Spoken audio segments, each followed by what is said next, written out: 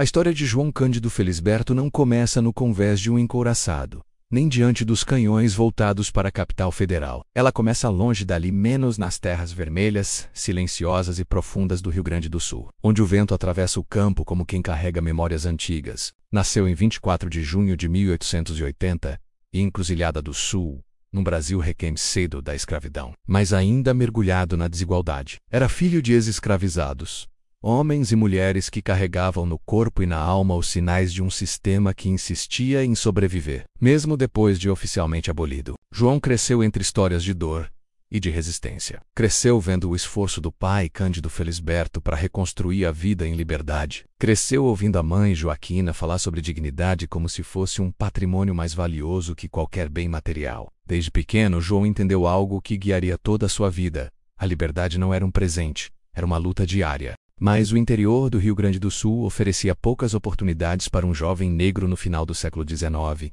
E João sabia que, se quisesse um futuro, teria de buscar seu caminho longe da terra natal. Foi assim que, aos 14 anos, partiu para a capital gaúcha Porto Alegre, onde encontrou o que muitos jovens pobres buscavam: uma chance. O arsenal da Marinha o recebeu como aprendiz. E ali começou sua jornada. A Marinha do Brasil, ainda tentando modernizar-se após a queda da monarquia, abria as portas para meninos como João, não por generosidade, mas por necessidade. A frota estava envelhecida, carente de mão de obra, carente de disciplina. E, acima de tudo, carente de identidade. A República era jovem e instável. O país tentava se reinventar. A Marinha também. João entrou tímido, observador. Era inteligente, forte, disciplinado. Os superiores perceberam seu potencial.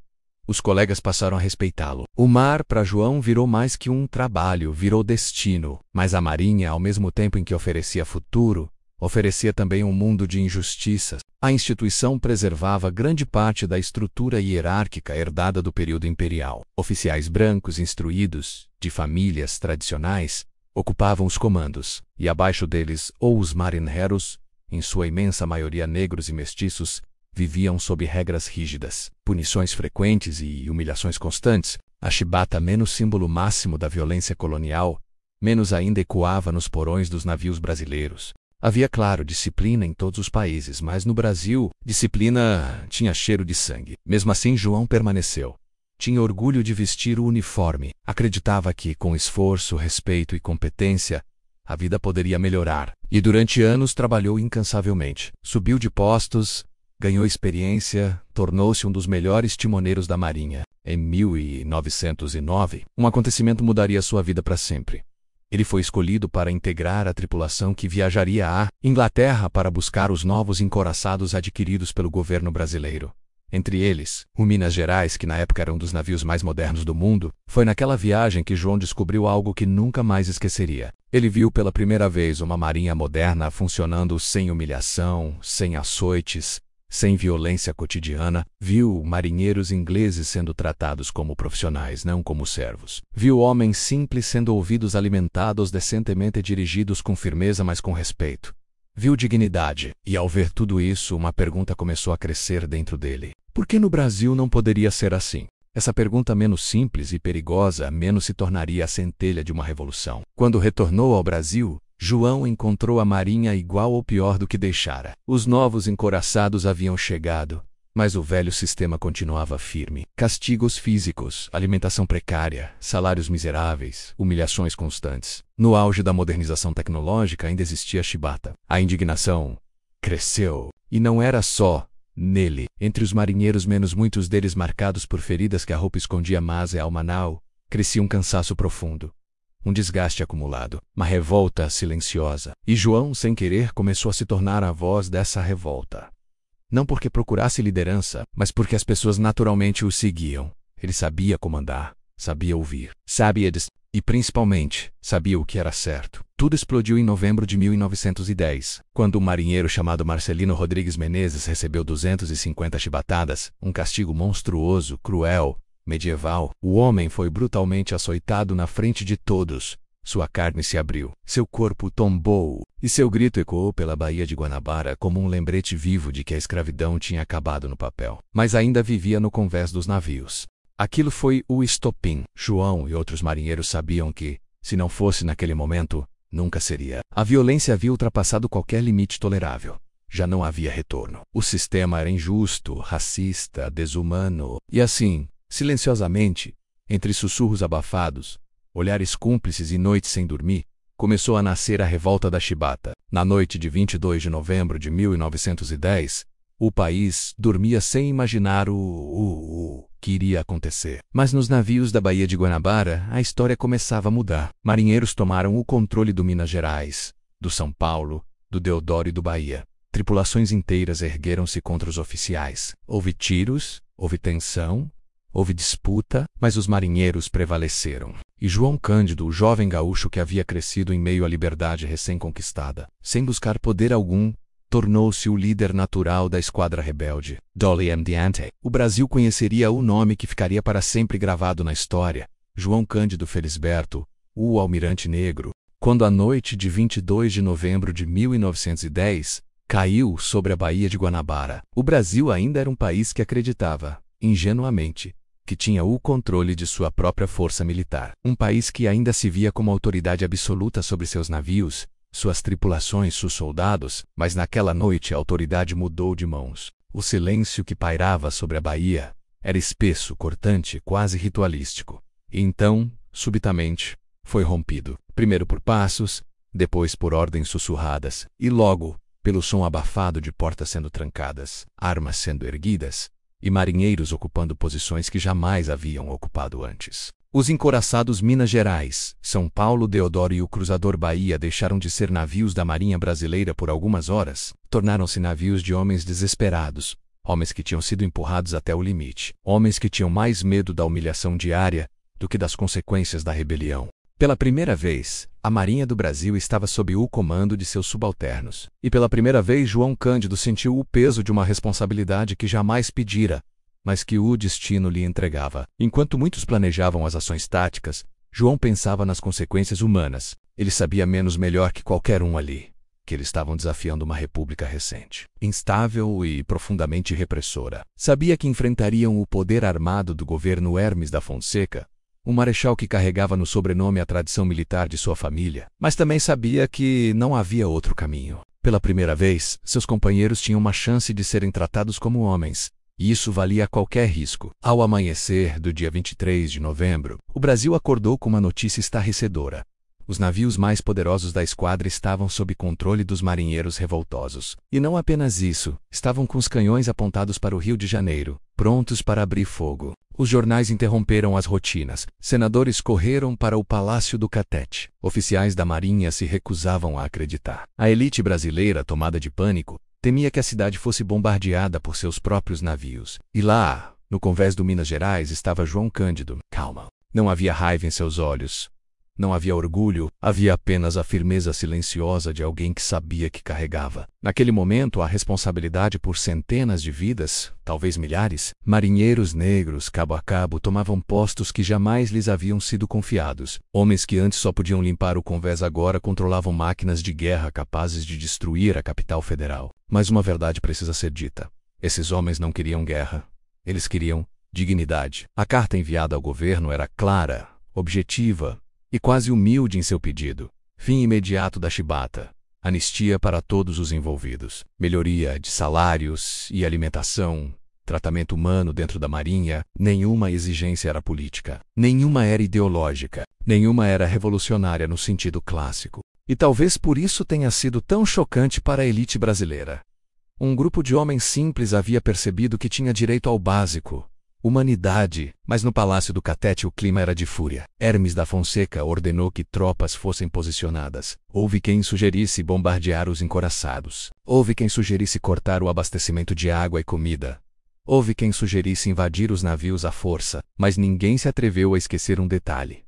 Aqueles navios eram na época os encouraçados mais modernos do hemisfério sul. Se disparassem, o Rio de Janeiro seria devastado. E João Cândido sabia disso. Era esse conhecimento, essa consciência do poder, que transformou a revolta em algo maior do que um motim. Era uma negociação entre vida e morte, entre dignidade e destruição. A imprensa se mobilizou. Parlamentares correram para intermediar. A opinião pública começou a simpatizar com os marinheiros menos. Afinal, Quem poderia defender o uso da chibata em pleno século XX? Até mesmo políticos conservadores admitiam envergonhados que aquele castigo era uma barbaridade. No meio desse turbilhão, João Cândido tornou-se o rosto da rebelião. Não por discurso inflamado, não por violência, mas porque era ele quem mantinha a calma, quem dialogava, quem comandava sem gritar. Era ele quem os marinheiros queriam ouvir. E assim, pela primeira vez, o governo do Brasil foi forçado a negociar com os homens que, por décadas, haviam sido tratados como invisíveis. Durante 4 dias tensos, a revolta dominou o país. O céu do Rio parecia segurar a respiração. A qualquer momento, uma decisão errada poderia desencadear um massacre. As noites eram iluminadas pelos holofotes dos encouraçados apontados para a orla, e a cidade dormia com medo. Mas pouco a pouco, algo inesperado começou a ocorrer. A opinião pública virou a favor dos marinheiros. A imagem de homens negros, disciplinados, educados, sem derramamento de sangue, exigindo apenas o fim da tortura, comoveu o país. Jornais começaram a chamá-los de heróis da dignidade. Outros, de cidadãos injustiçados. E João Cândido ganhou da imprensa um apelido que ficaria marcado para sempre: o Almirante Negro. Um título simbólico, é claro, mas carregado de respeito e de um tom provocador que irritou profundamente oficiais brancos de alto escalão. Sob intensa pressão popular, o Congresso aprovou em 24 de novembro um projeto abolindo definitivamente os castigos corporais na Marinha e garantiu anistia aos revoltosos. Era uma vitória histórica. Os marinheiros celebraram. João Cândido chorou silenciosamente, aliviado, e naquele momento parecia que a revolta havia encerrado um dos capítulos mais vergonhosos da história militar brasileira. Parecia que um novo futuro se abria. Parecia que, enfim, a dignidade tinha vencido. Mas o que João não sabia menos, e o país também não, era que a Marinha não perdoa, que poder nenhum aceita ser desafiado tão facilmente, e que a vitória que parecia definitiva seria, na verdade, apenas o início de sua tragédia, porque nos bastidores, enquanto o povo comemorava no silêncio dos gabinetes, entre portas fechadas, a elite naval preparava sua vingança. E ela viria não com chibatas, mas com algo muito pior. Quando a revolta da chibata terminou, João Cândido acreditou, de verdade, que aquele era o início de uma nova marinha. Acreditou na lei aprovada, acreditou na assinatura do presidente, acreditou na palavra da República, mas enquanto os marinheiros baixavam as armas e voltavam aos seus postos, satisfeitos por terem conquistado algo tão básico quanto dignidade, os oficiais silenciosamente juravam que jamais aceitariam aquela vitória. Para eles, a revolta não tinha acabado, ela apenas mudara de forma. Ao longo das semanas seguintes, o clima na Marinha começou a mudar. Os olhares, os sussurros, a frieza no trato, o descaso nas ordens. Era como se uma camada invisível de ressentimento tivesse tomado conta das bases navais. Os homens que antes chicoteavam marinheiros agora eram obrigados a cumprimentá-los. Os mesmos oficiais que por anos haviam imposto a dor como ferramenta de disciplina, agora precisavam conviver com aqueles que os enfrentaram e venceram. E isso era insuportável para eles. O que João não sabia era que o governo e a alta oficialidade já haviam decidido o destino dele. E o destino de todos os envolvidos. Eles seriam eliminados. Não fisicamente, não publicamente, mas moralmente, institucionalmente e socialmente. A anistia assinada era apenas papel. O rancor dos oficiais era concreto. Pouco tempo depois da revolta, a Marinha começou uma campanha interna para expulsar discretamente todos os marinheiros ligados ao movimento. Acusações forjadas, relatórios falsos, notas de conduta inventadas, qualquer pretexto servia. E o país, ainda emocionado com a vitória dos revoltosos, não percebia que aquela vitória estava sendo lentamente desfeita nas sombras. Mas algo ainda mais grave estava prestes a acontecer. No início de dezembro de 1910, apenas 2 semanas após o fim da revolta, outro motim menor, muito menor, estourou em um navio antigo, o navio Chu Almirante Belmonte. Não envolveu João Cândido. Não envolveu nenhum dos líderes. Foi uma insatisfação pontual, mal organizada, rapidamente controlada. Mas a Marinha aproveitou o momento. Era a desculpa perfeita. Era o argumento que faltava. Era a oportunidade para justificar a repressão que já estava planejada desde o início. E assim, sob a alegação de que novas insubordinações estavam surgindo, o governo ordenou a prisão de dezenas de marinheiros, entre eles, claro, João Cândido. Foi arrancado do convés onde trabalhava e levado para a Ilha das Cobras, para o infame presídio naval, um dos lugares mais sombrios e cruéis da história militar do Brasil. Naquela noite, João não sabia que estava entrando em um lugar do qual poucos saíam, ou que, dali em diante, sua vida seria transformada em um pesadelo tão profundo quanto o porão dos navios onde antes havia trabalhado. A prisão era um labirinto de corredores úmidos, paredes sujas e celas escuras. Mas a cela reservada para João e seus companheiros, menos cerca de 20 marinheiros, era particularmente cruel. Um espaço estreito, sem janelas, sem ventilação, sem colchões, um buraco. Uma cova improvisada. Lá dentro o ar era pesado pela falta de oxigênio, pesado pelo calor insuportável, pesado pela sensação de traição. João, acostumado ao cheiro de maresia, ao vento das madrugadas, ao espaço aberto dos conveses, agora respirava o odor sufocante de suor, mofo e medo. A marinha não precisava motelós com tiros, bastava deixá-los ali. Os interrogatórios eram brutais. Os oficiais queriam nomes, queriam confissões, queriam pretextos para justificar a violência que fariam em seguida. Mas João permanecia firme, calmo, respeitoso menos até com seus algozes. Essa calma incomodava. Essa dignidade irritava. Era muito mais fácil esmagar quem gritava. Mas João não gritava. E então, em 25 de dezembro de 1910, noite de Natal, enquanto famílias do Rio de Janeiro se reuniam em mesas iluminadas, trocavam presentes e acreditavam que o país havia superado seus conflitos, a prisão da Ilha das Cobras se transformou em inferno. No corredor da cela onde João estava, guardas lacraram as portas, fecharam os pequenos respiradouros e jogaram cal virgem para dentro do ambiente abafado. Cal virgem, menos quando molhada pelo suor humano, libera gases tóxicos, corrosivos, sufocantes. Foi uma execução indireta, um assassinato lento, planejado. Em poucos minutos a cela inteira se tornou um forno tóxico. Os homens tossiam, espumavam pela boca, I am no Joe, convulsion. Alguns tentavam bater nas paredes, outros rezavam, outros gritavam pelos nomes de suas mães. E João fechou os olhos. Era impossível lutar contra aquilo.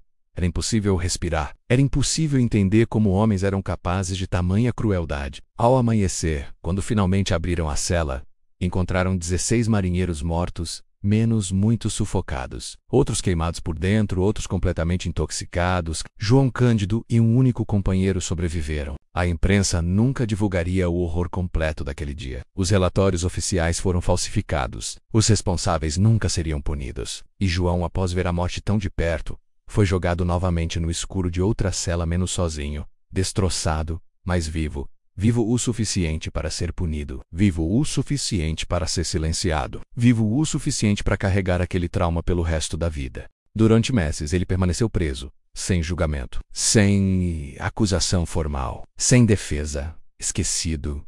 E quando finalmente foi solto, não foi por justiça. Foi porque a Marinha temia transformá-lo em Marte. Não lhe deram farda, não lhe deram salário atrasado, não lhe deram honra.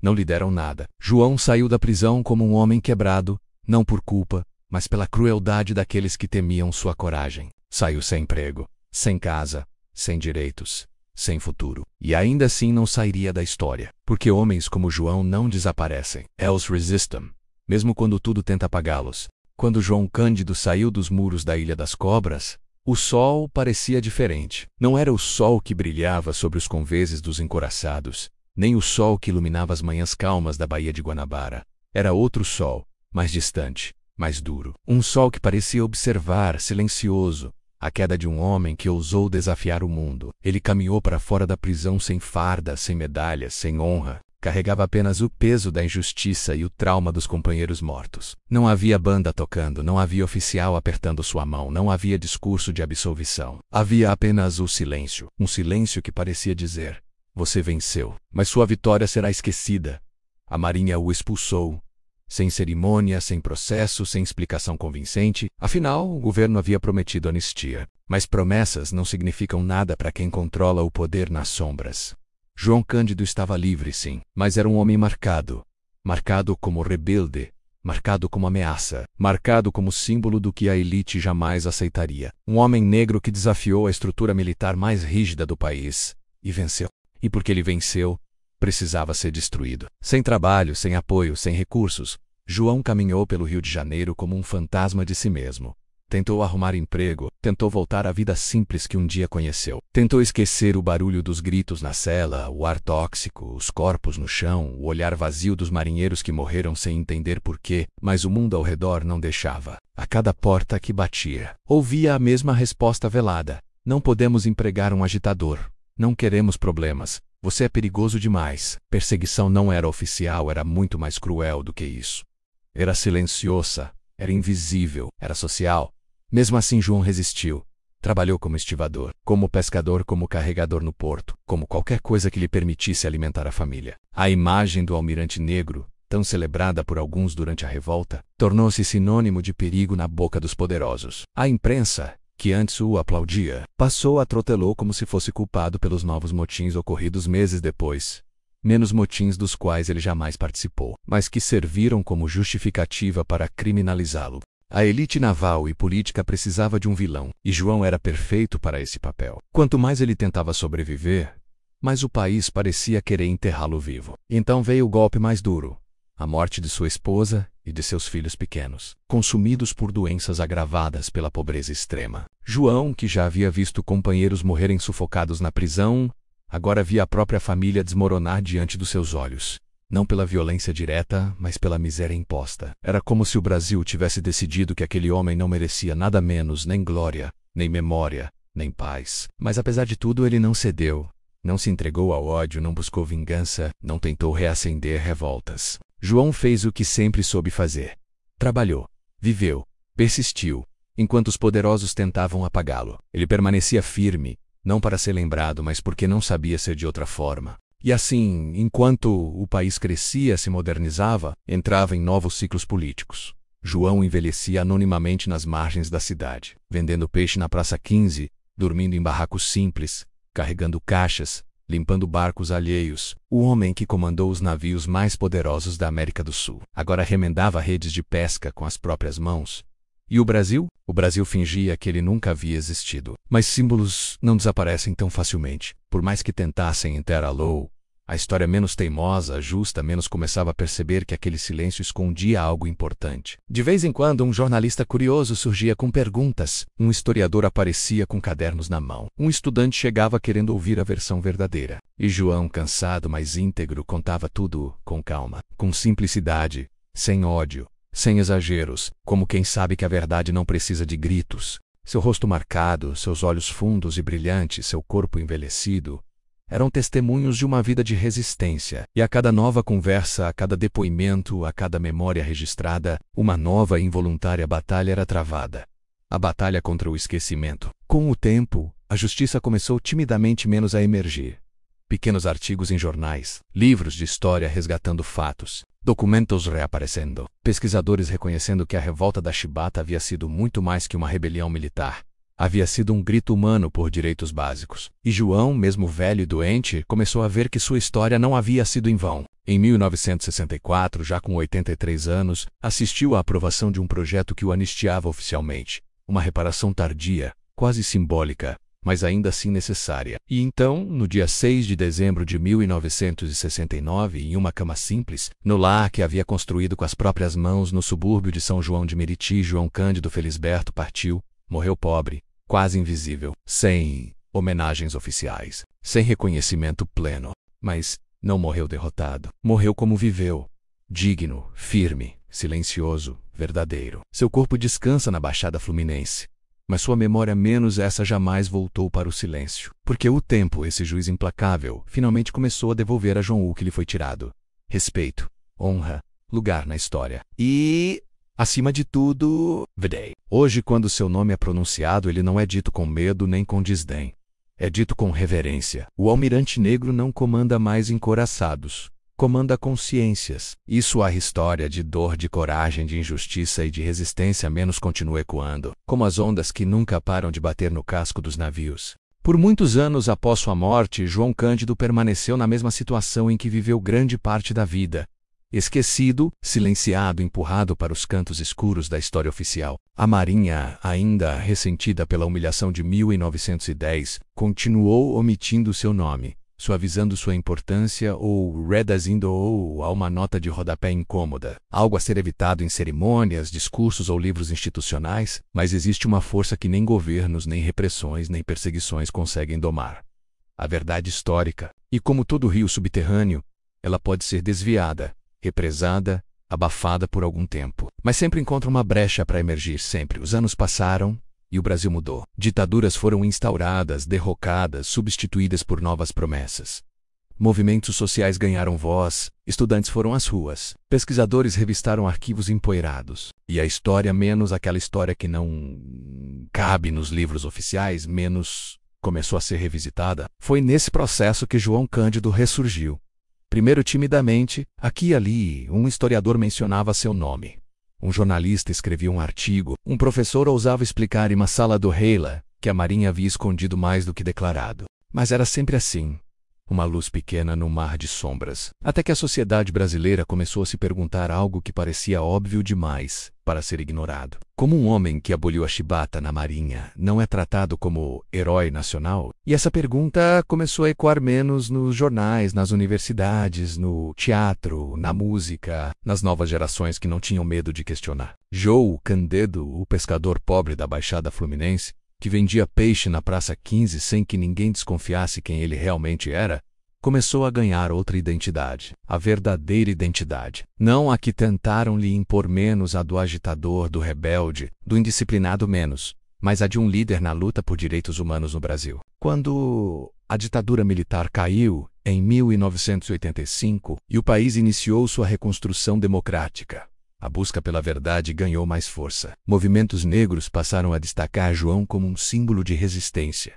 Escolas começaram a contar sua história. Livros sobre a revolta da chibata se multiplicaram. E então, algo extraordinário aconteceu. O Brasil descobriu que João não havia sido apenas o líder da revolta. Ele havia sido durante décadas o guardião silencioso da dignidade de uma classe inteira. A história dele não era apenas militar, era social, era racial, era política, era humana. Era uma história que o país precisava encarar para entender a si mesmo. Aos poucos, João deixou de ser o homem que comandou um motim e passou a ser reconhecido como o homem que enfrentou a tortura institucionalizada, o homem que enfrentou o racismo estrutural, o homem que lutou pela abolição real, muito depois da lei, o homem que pagou caro demais por sua coragem. E essa mudança de perspectiva menos começou a modificar tudo. Novos estudos revelaram detalhes antes ocultos. Documentos esquecidos foram resgatados.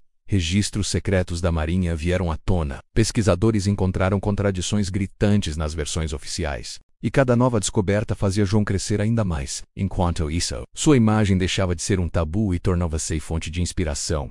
Peças de teatro já retratavam sua história. Sambas enredo cantavam seu nome. Cinema e TV começavam a se interessar. Intelectuais falavam dele como precursor das lutas por direitos humanos. E jovens passaram a portar sua história como bandeira de orgulho. Era como se o Brasil finalmente abrisse os olhos para enxergar o óbvio. Aquele homem humilde, de olhar firme e voz calma, havia sido muito maior do que o país ousara admitir. Mas ainda assim faltava algo, porque o reconhecimento popular crescia, a admiração intelectual aumentava, o símbolo ganhava força, mas o Estado, menos aquele que o perseguiu, humilhou e tentou apagá-lo. Ainda devia a João o que nunca lhe havia dado: justiça oficial. Essa justiça só começaria a ser construída muito tarde, e de maneira lenta, quase envergonhada, mas começaria. O primeiro passo seria simbólico, mas importante: o tombamento de sua memória por movimentos culturais e museológicos. Depois vieram exposições, mostras históricas, debates públicos,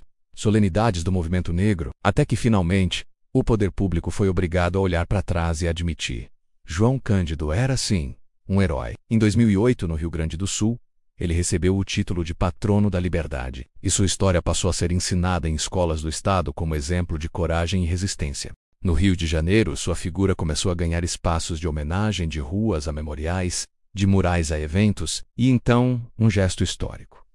O Senado Federal aprovou, em 2008, a inclusão de João Cândido no livro dos heróis e heroínas da pátria. Seu nome passou a figurar junto a figuras como Zumbi dos Palmares, Anita Garibaldi e Chico Mendes. Era como se a própria República, quase um século depois, finalmente admitisse: aquele homem que vocês tentaram calar, nós reconhecemos como herói. Mas ainda faltava o gesto mais simbólico: o reconhecimento pela própria instituição que o perseguiu. E esse gesto, embora tardio, chegaria.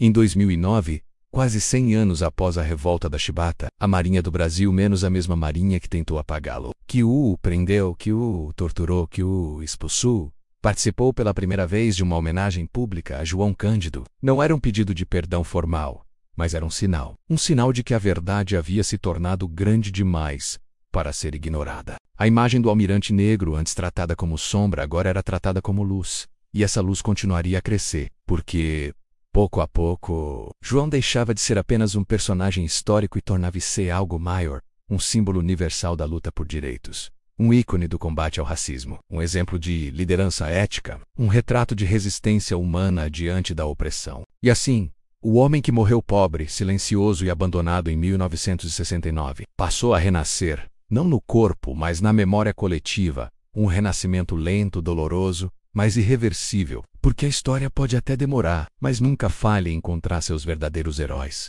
O Brasil mudou, o mundo mudou, e de alguma forma misteriosa e inevitável, a figura de João Cândido cresceu junto com essas mudanças, como se sempre tivesse estado ali, aguardando apenas o momento certo para ser visto, realmente visto, pela nação que tentou apagá-lo. Hoje, quando falamos do Almirante Negro, não falamos mais de um líder de motim, como a antiga Marinha tanto repetiu. Falamos de um símbolo, falamos de uma ferida histórica que se transformou em força. Falamos de um homem que, sem querer, tocou a estrutura social, racial e política de um país inteiro. E é impossível entender esse eco sem olhar para o Brasil contemporâneo. O país que João Cândido deixou para trás era um país que fingia ser moderno, mas ainda respirava o ar tóxico da escravidão recém-extinta. Um país que se orgulhava de seus encouraçados brilhantes, mas não se envergonhava de chicotear seus marinheiros negros nos conveses. Um país que falava em república, mas vivia sob práticas coloniais. Hoje, quando estudantes, artistas, intelectuais e militantes lembram o nome de João Cândido, não o fazem apenas por seu papel na revolta da Chibata.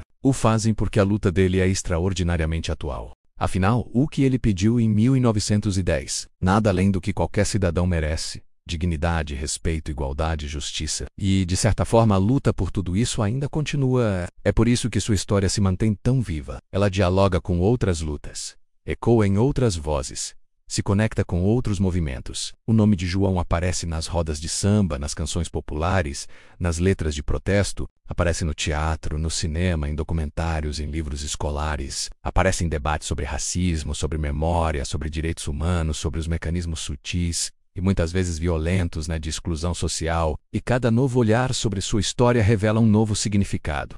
O menino negro do interior gaúcho, que um dia se alistou para escapar da pobreza, tornou-se um arquétipo da resistência negra no Brasil. Tornou-se símbolo de uma luta que vai muito além dos navios de guerra, menos uma luta que passa pelas ruas, pelas escolas, pelos terreiros, pelas praças e pelas periferias do país. A revolta da Chibata, antes tratada como nota de rodapé, agora é vista como marco histórico, uma das primeiras grandes revoltas de direitos humanos do século XX no Brasil. E João, antes tratado como ameaça, agora é visto como pioneiro. Tão pioneiro quanto líderes políticos, quanto abolicionistas, quanto revolucionários que tiveram estátuas erguidas em sua honra. A diferença é que João não pediu por estátuas, não pediu por livros, não pediu por homenagens, ele só pediu para que seus companheiros não fossem tratados como escravos. E talvez seja justamente por isso que sua figura cresceu tanto, porque ele não lutou por poder, lutou por humanidade. E quem luta por humanidade sempre se torna maior do que gostaria. À medida que o Brasil passou a revisitar sua própria história com um olhar mais crítico, João Cândido emergiu como um símbolo incontornável. Programas educacionais começaram a incluí-lo nas aulas. Pesquisadores começaram a interpretá-lo como figura-chave na discussão sobre racismo estrutural. Ativistas passaram a citá-lo como precursor de movimentos sociais contemporâneos. Mas não seria apenas nos livros que sua presença renasceria. Seria também na voz do povo. A música o ressuscitou de forma poderosa, menos especialmente o samba. O ritmo que nasceu dos cortiços, das senzalas, dos becos, das comunidades negras, encontrou em João uma história que merecia ser cantada. Compositores ergueram a memória do Almirante Negro em versos e melodias que atravessam gerações. E cada vez que seu nome ecoa em um refrão, ele renasce mais uma vez. Mas o renascimento mais simbólico não veio da arte, nem da política, nem da academia. Veio daquilo que a Marinha tentou negar por décadas: o reconhecimento institucional. Quando a Marinha Brasileira, quase 100 anos depois da revolta da Chibata, aceitou participar de uma homenagem oficial a João Cândido, menos mesmo que discretamente, menos abriu-se uma brecha histórica. Foi a primeira rachadura no muro do esquecimento institucional. Não significava perdão, não significava reparação plena, não significava reescrever todos os erros, mas significava algo ainda mais profundo. Significava admitir que João existiu, que João esteve do lado certo da história, e que a Marinha, naquela época, esteve do lado errado. E isso, vindo de uma instituição que sempre se orgulhou de sua rigidez, tinha um peso imenso. A memória de João continuou crescendo. Sua imagem transformou-se em símbolo do movimento negro, tornou-se referência em debates sobre violência policial, desigualdade, meritocracia e punição. E mesmo sem jamais ter pensado em se tornar ícone, ele se tornou exatamente isso. Talvez tenha sido destino, talvez tenha sido justiça tardia, ou talvez tenha sido aquele tipo de verdade que, por mais que tentem enterrar, insiste em voltar à superfície. Hoje, quando lembramos de João Cândido, não é apenas o passado que revisitamos, é também o presente, é também o futuro. É o reconhecimento de que a luta por dignidade humana não termina menos, ela apenas muda de forma, e mais do que tudo, é o reconhecimento de que um país só cresce quando tem coragem de encarar seus erros, honrar seus heróis esquecidos e reescrever a história com honestidade. A figura do Almirante Negro renasceu não porque alguém decidiu homenageá-lo. Renasceu porque sua história é grande demais para ser apagada. E esse renascimento, esse eco persistente, prepara o terreno para o último movimento de sua narrativa. O momento em que a justiça histórica finalmente se completa e o Brasil, depois de um século, se curva diante do homem que tentou destruir. O Brasil levou quase um século para compreender a grandiosidade do homem que tentou silenciar. Quase 100 anos para enxergar na figura de João Cândido Felisberto, não apenas o marinheiro que ousou enfrentar uma estrutura injusta,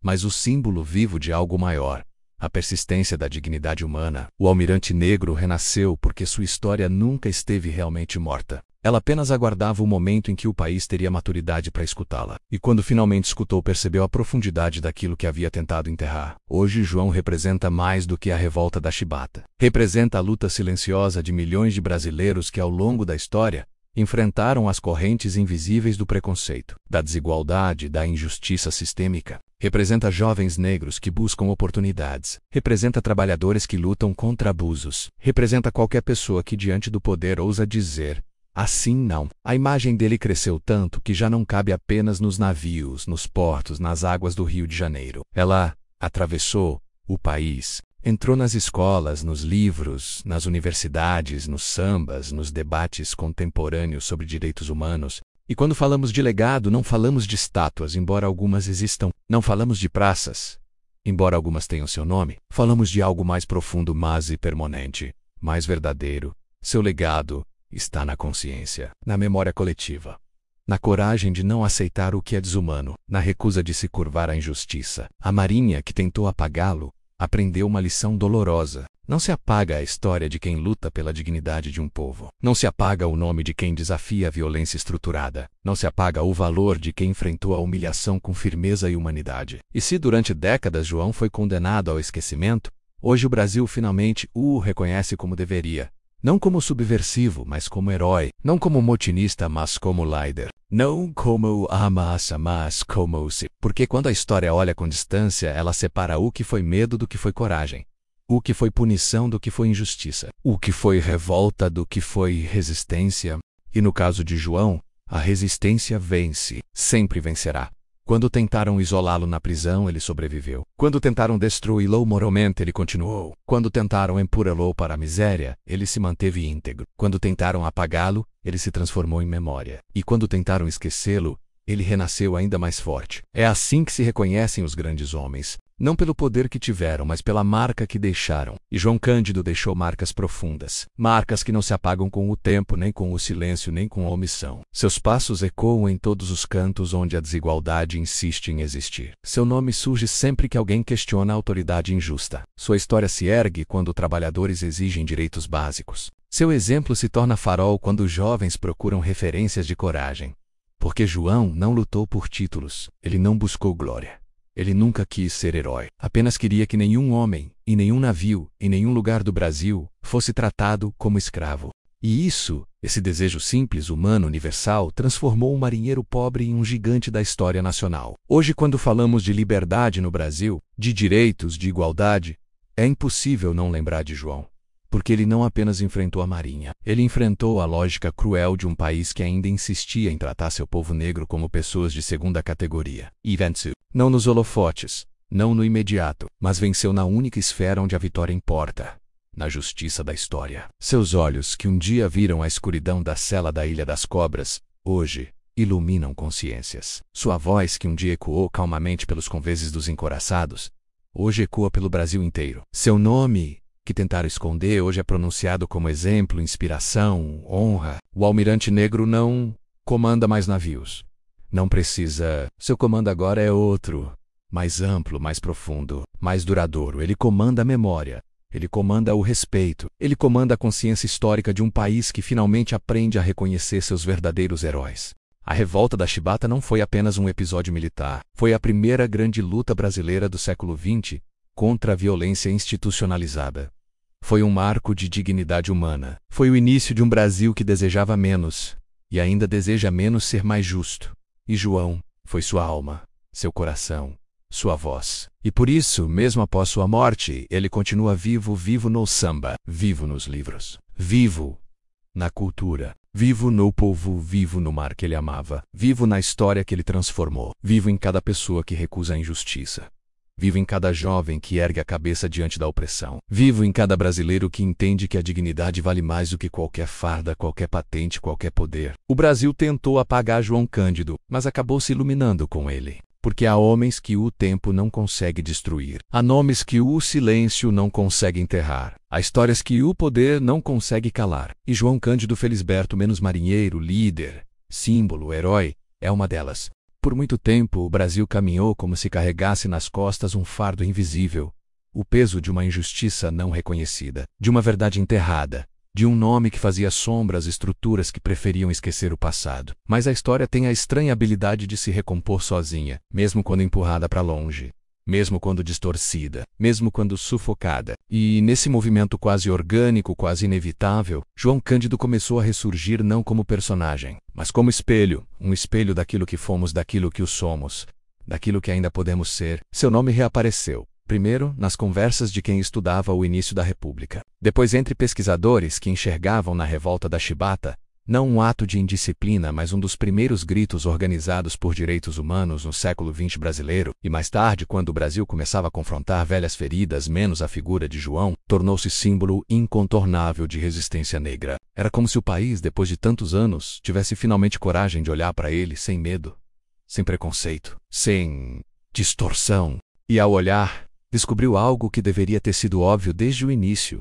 João não foi apenas um marinheiro rebelde. Foi um homem que ousou interromper um ciclo de violência herdado da escravidão. Um ciclo que, mesmo décadas depois da abolição, insistia em sobreviver dentro de instituições que deveriam representar modernidade e disciplina. Quando a revolta da Chibata estourou em 1910, muitos brasileiros nem sequer acreditaram no que estavam vendo. Como homens negros, pobres, subalternos poderiam ter coragem de enfrentar a instituição mais rígida do país? Como poderiam pilotar encouraçados? Como poderiam manejar canhões? Como poderiam se organizar? Como poderiam negociar com o governo? Essas perguntas, menos algumas explícitas, outras secretamente racistas, faziam parte do imaginário de uma sociedade que ainda não reconhecia a capacidade de seus próprios filhos. Mas a resposta estava ali, clara, brilhante e inevitável, do outro lado da Baía de Guanabara. Eles estavam organizados. Eles sabiam o que queriam.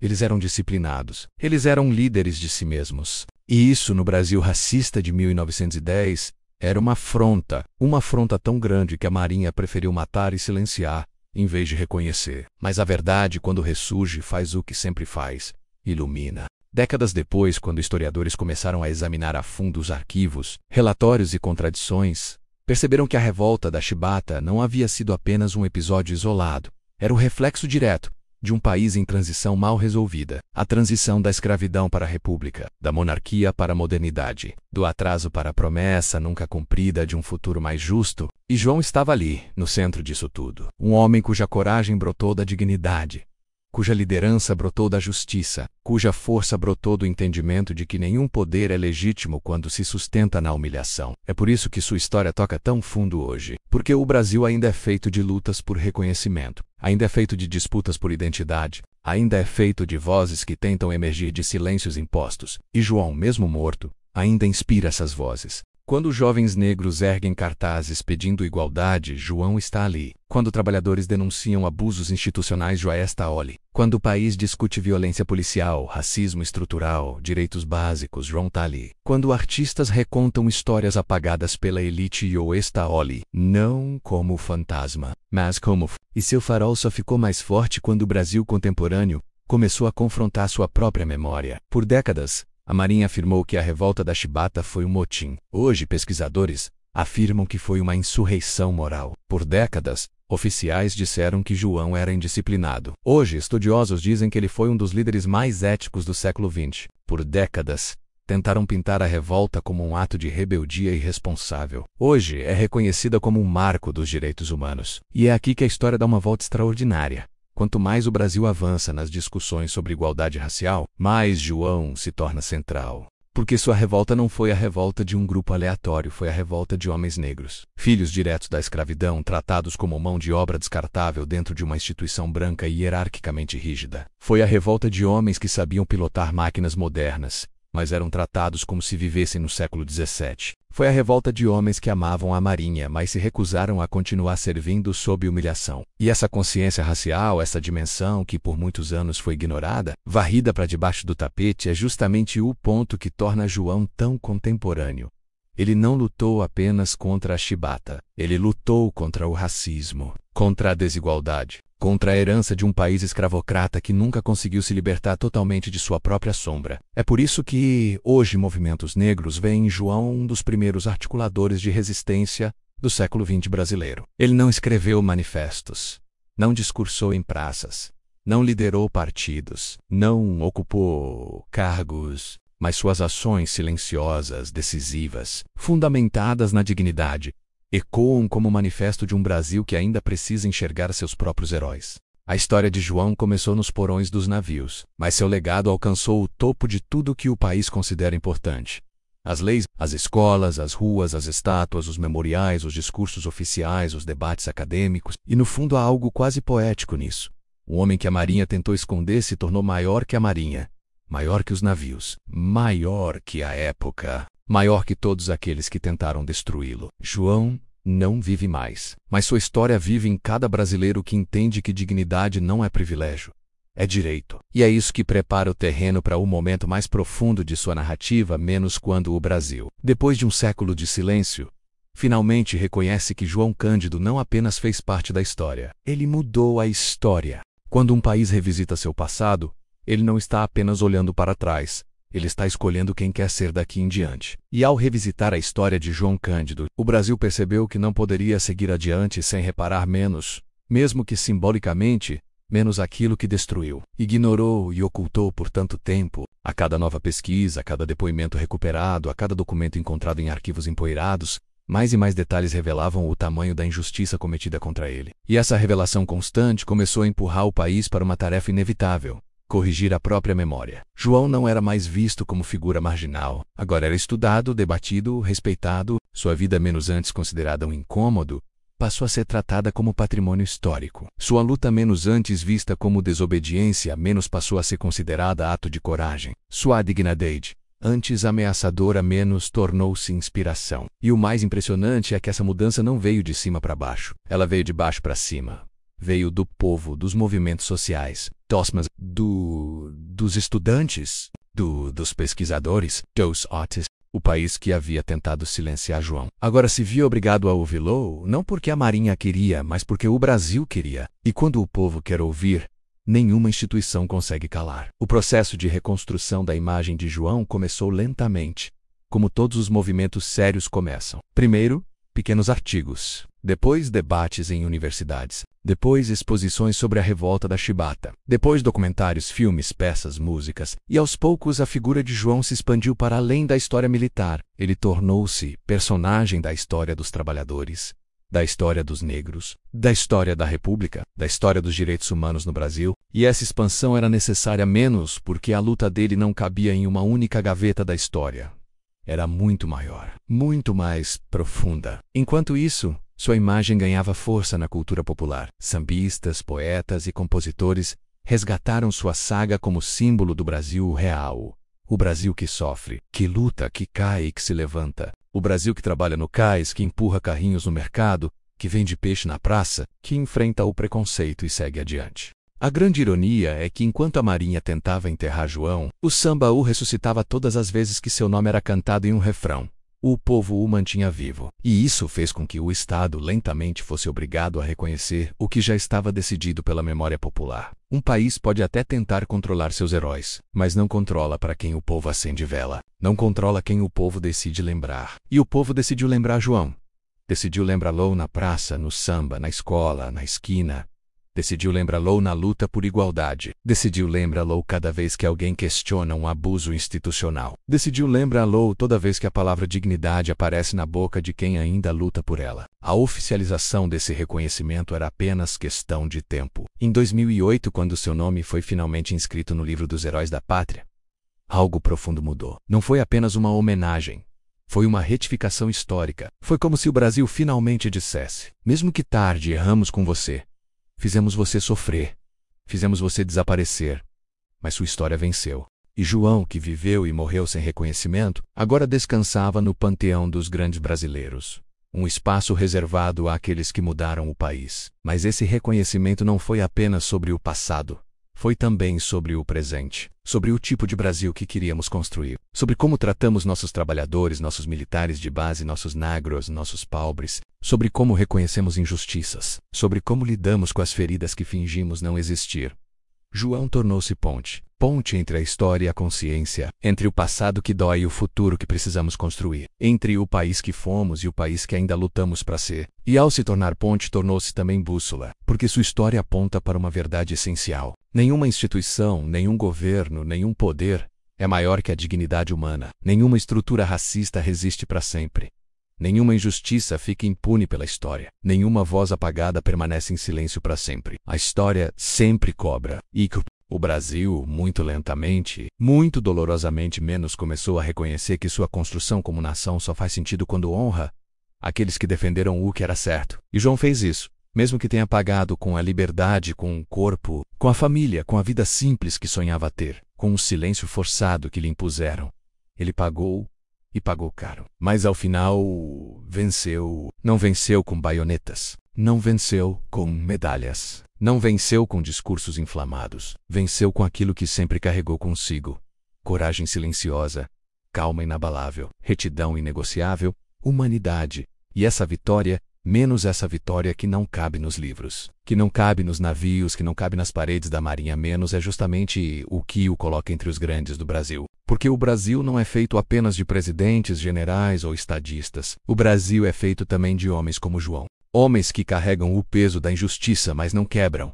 Homens que enfrentam a violência, mas não se corrompem. Homens que desafiam estruturas opressoras, mas não abandonam sua humanidade. Homens que não recebem estátuas em vida, mas se tornam monumentos na memória coletiva. E é essa ascensão, essa passagem da sombra para a luz menos, que prepara o último capítulo desta história. O capítulo onde, depois de mais de um século, o Brasil finalmente se ajoelha diante de um homem que tentou destruir e o reconhece como eterno. Hoje, quando olhamos para o passado, percebemos algo que talvez o Brasil de 1910 jamais seria capaz de enxergar: que a força de um homem não se mede pela patente que ele carrega no peito, mas pela dignidade que carrega na alma. E João Cândido Felisberto carregava uma dignidade que nenhum açoite, nenhum cárcere, nenhuma perseguição conseguiu destruir. O tempo, esse grande juiz, menos tratou de revelar o que os poderosos tentaram esconder, e ao fazê-lo, transformou o marinheiro castigado, perseguido e silenciado em um dos maiores símbolos da história brasileira. Hoje, quando seu nome se levanta nas escolas,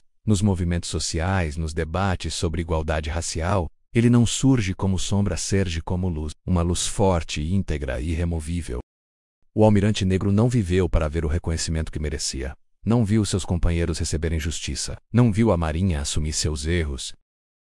Não viu seu país se curvar diante de sua coragem. Mas a eternidade não pertence aos vivos. Pertence aos justos. E João foi justo em tudo que fez. Sua vida não foi marcada pela ascensão ao poder, mas pela escolha de não se calar diante da crueldade. Sua luta não foi movida por ambição, mas por humanidade. Seu gesto não foi de rebeldia vazia, mas de resistência consciente. E por isso sua memória atravessou mais de um século com a mesma força do primeiro dia. A Marinha tentou apagá-lo. A imprensa tentou diminuí-lo. O Estado tentou sufocá-lo. A pobreza tentou esmagá-lo. O tempo tentou enterrá-lo. Mas nada disso funcionou. Porque há homens que nascem para ser lembrados. Há vozes que nascem para ecoar além do silêncio. Há gestos que nascem para desafiar séculos. E o gesto de João, erguer-se contra a chibata em 1910, menos é um desses gestos que a história abraça e jamais devolve ao esquecimento. Quando seus encoraçados apontaram canhões para o Rio de Janeiro, não apontaram por ódio, Apontaram por justiça, por um Brasil que tratasse seus filhos como seres humanos, por um país que nunca mais confundisse disciplina com tortura, por um futuro que ele sabia que jamais veria menos, mas que precisava ser construído. E no fim, é isso que o torna eterno. Hoje, quando caminhamos pelas avenidas, quando pegamos um ônibus, quando vemos marinheiros em formação, quando assistimos a desfiles oficiais, quando entramos em escolas públicas e vemos crianças aprendendo sobre ele, percebemos que a presença de João está em tudo, não na forma de monumento frio, mas na forma de consciência. O Brasil não é mais o mesmo que chicoteava seus marinheiros. O Brasil não é mais o mesmo que trancava homens em celas escuras e jogava cal virgem sobre eles. O Brasil não é mais o mesmo que tentou empurrar João para a miséria, e parte dessa mudança deve-se a ele. A coragem dele mudou o rumo da história. Seu gesto impediu que a dor continuasse sendo instrumento institucionalizado. Seu sacrifício abriu portas para gerações futuras. E, ironicamente, o país que o negou agora o celebra. No livro dos heróis e heroínas da pátria, seu nome está gravado para sempre, menos ao lado de figuras que moldaram o Brasil. Em museus, sua história é contada com respeito. Em universidades, seu papel é analisado como divisor de águas na luta pelos direitos humanos. Em comunidades negras, ele é símbolo de luta. Em rodas de samba, ele é poesia. No coração do povo, ele é verdade. E no fim, talvez seja esse o maior triunfo de um homem. Não a glória em vida, mas a eternidade na memória. João morreu pobre, como tantos brasileiros que deram tudo ao país e nada receberam de volta. Morreu simples, humilde e silencioso, mas morte alguma pode apagar a grandeza de quem viveu com coragem. Seu corpo descansa sob a terra da Baixada Fluminense, mas sua história repousa no coração do Brasil. E agora, quando falamos seu nome, ele ressoa como deve ressoar, com respeito, com admiração. João Cândido Felisberto não foi apenas o líder de uma revolta. Foi um dos primeiros defensores da dignidade humana na República. Foi pioneiro na luta por igualdade racial dentro das instituições. Foi visionário ao enxergar que nenhum país pode chamar-se moderno enquanto insiste em práticas do passado. Foi gigante, mesmo quando a história tentou reduzi-lo a nada. E gigantes nunca desaparecem. O tempo pode corroer navios, pode enferrujar armas, pode apagar documentos, pode destruir uniformes, mas não apaga o que foi feito com verdade. E João fez tudo com verdade. Por isso hoje ele é mais que herói. É bússola, é farol, é memória, é resistência. Ele vive toda vez que alguém ergue a voz contra injustiças. Ele vive toda vez que o Brasil enfrenta seu passado. Ele vive toda vez que uma instituição é obrigada a reconhecer seus erros. Ele vive toda vez que a dignidade triunfa sobre o medo. Ele vive toda vez que alguém decide não aceitar a humilhação. E viverá, sempre. Porque o mar, esse companheiro silencioso, guarda suas histórias. E as ondas, que nunca se cansam de voltar à areia, carregam a lembrança daquele homem que ousou transformar dor em coragem. O almirante negro não comanda mais encouraçados, agora ele comanda consciências. E isso nenhum poder, nenhuma farda, nenhuma autoridade pode apagar. João Cândido Felisberto é eterno. E enquanto houver Brasil, seu nome será pronunciado não como nota de rodapé, não como sombra esquecida, mas como aquilo que sempre foi, um dos maiores heróis da nossa história.